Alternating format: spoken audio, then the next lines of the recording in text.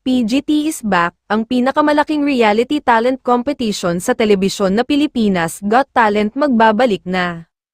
Kumpirmado na muling magbabalik ang Pilipinas Got Talent Season 7 sa Kapamilya Network, na originally ay hosted nina Luis Manzano at Billy Crawford, gayon din ni Tony Gonzaga. Sa Season 6, ang nagsilbing hurado ay sina Vice Ganda, dating ABS-CBN President Freddy Garcia o FMG, Angel Locsin, at si Senator Robin Padilla. Ayon sa mga kumakalat na chika, ang magiging lineup daw ng mga hurado sa Season 7 ay sina It's Showtime hosts Vice Ganda at Ann Curtis, at si King of Hearts Daniel Padilla.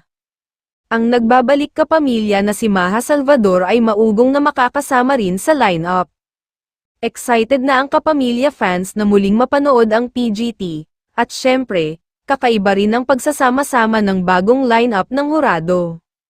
Kumpirmasyon sa pamunuan ng ABS-CBN tungkol dito, hindi pa rin nagbibigay ng reaksyon ang mga nabanggit na artists kaugnay nito. Ang huling season ng PGT ay ipinalabas noong 2018, kung saan lumabas ang spiral pole dancer na si Cristel De Catalina bilang grand winner. Kamakailan, isang lokal na spin-off ng franchise ng Got Talent, Battle of the Judges, na ipinalabas sa GMA noong 2023, na nagpapataas ng competitive landscape para sa mga talent show sa bansa.